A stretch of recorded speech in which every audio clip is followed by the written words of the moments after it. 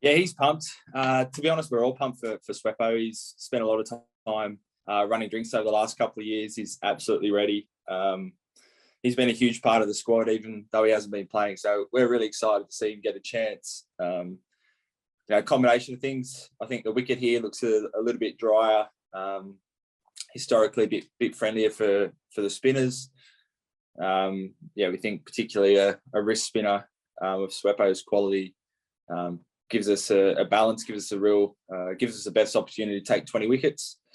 And I just think he's ready. Excited for him. Joshy misses out.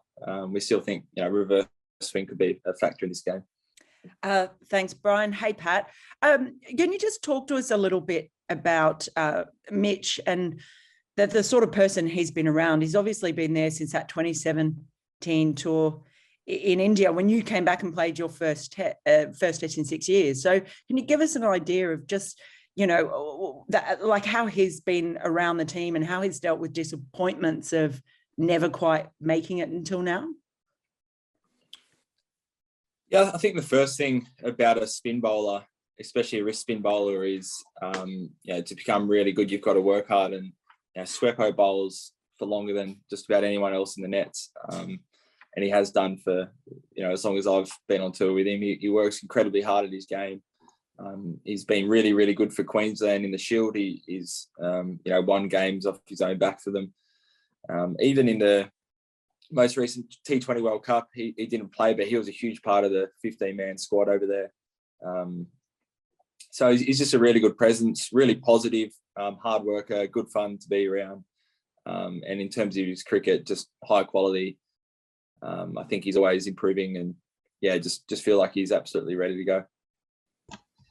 Thanks, Brian. Hey, Pat, just to change tack slightly from the bowling just onto the batting, your top order had 4 guys get to 50 and then Cam got to 48 as well last week. How important will it be, not just with an eye on this test, but the subcontinent cricket you have over the next 12 months, that when guys get in, they really make it count with sort of the 150 plus scores?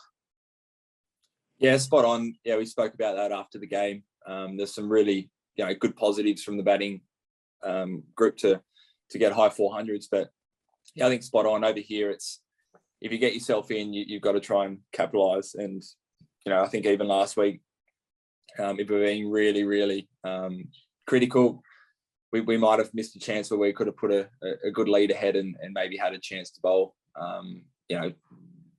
Bowl on day 5 with a bit of a lead, and that's us tail enders as well. So they've been really working hard the last couple of days of training. I think this wicket will provide a couple more questions, and they're up for it. So full confidence.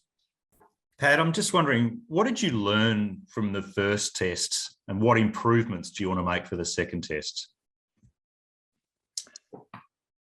Yeah.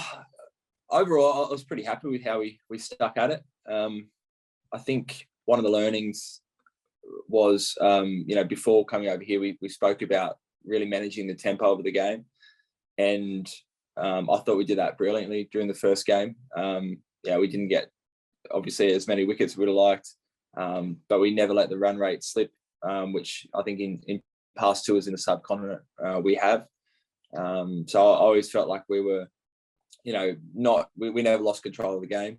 I think only taking 3 or 4 wickets for the game, albeit a pretty benign wicket. I think, look at ways we could have been more creative and tried new things. But I think overall we left that test match, feeling like we tried a lot of, tried as much as we could on that wicket. So I think, as a test match, it's an absolute outlier, that last one, and put it behind us, and come to here where we probably get close to the conditions we'd expect in a subcontinent test match. Morning, Pat. There was an admission after the Pindi test that the pitch was prepared to nullify Australia's pace attack. Do you think that the rival camp has fear of Australia's pace attack, or they respect too much? Oh, it's hard to say. I think for a long time it's been one of our strengths in our test sides. Our being able to have tall, fast bowlers. So yeah, don't blame anywhere we play that they try and produce conditions that perhaps might nullify the opposition. So yeah, if anything, I found it a real positive that they went away from a wicket that they would traditionally play there in Rawalpindi. It's wait and see if that continues for this week. Thanks, Brian. Morning, Pat. It looked like Steve Smith and David Warner were really creating a rough on those pitches and on the far side in the nets. Is that based on whatever you guys have seen? You spoke about the pitch being dry. Do you expect a lot of rough and the pitch to break up sooner than most other pitches? Yeah, I think so. At training you try to take it to the extreme, so they're trying to produce extreme conditions so that on day 4 or 5 they're ready for what might come up. But I think I expect this wicket to break up a little bit more. Don't necessarily means don't think it from ball 1 of the test match is going to be ragging, but I think there'll be a bit more rough this test. Sorry, Pat, if I can just slip another quick one. Have you had a chat with Steve or Nathan about captaining 2 spinners? It'll be new experience for you in that sense. Yeah, had a couple of quick chats. We'll keep chatting today, but I've got a few different ideas, but I think especially over here, it's probably learning from the first test. It's always nice to have kind of attacking bowler from one end and a more holding role down the other end, I think. But different times call for different methods. But I'm confident that even as a leg spinner, Swepo can really play that holding role if needed as well. Hey, Pat, obviously with 2 spinners, it means that for the first time we'll see Cam Green essentially playing as the 3rd quick in the team. What sort of role, or what did you like about the role he played in the first test in Rawalpindi, and what do you want to see from him as sort of the 3rd seamer, and how do you think you'll use him in this test? It's I was really happy with how he went in the first test.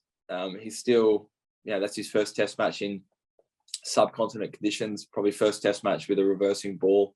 These conditions, even if you play a lot of shield cricket, you might never experience. So I thought he finished the test learning more than he'd known at the start of the test. I think as a 5th bowling option here particularly, might be more of a holding role, but if the ball starts reversing, he bowls 140 kilometres, so he could be a real asset then as well. Thanks, Brent. It's been now that over 2 weeks that you guys are in Pakistan. What you had in your mind before coming to Pakistan, and what is your message to your colleagues now after spending over 2 weeks in this country? It's been great. It's been a great tour. We've thoroughly enjoyed it. Us playing group. We were really well looked after in Islamabad, and it's the same here in Karachi. Really nice hotel, good food. Well looked after, and every time we leave the hotel to go to the ground, I think it hits home how lucky we are to be so well looked after. All the locals literally stop what they're doing to I guess get us to the stadium, which is it doesn't go unnoticed. We're really thankful for the lengths that everyone's gone to here to make this test series happen. So we've loved it. Can't wait for the next 2 tests. It's a really special series.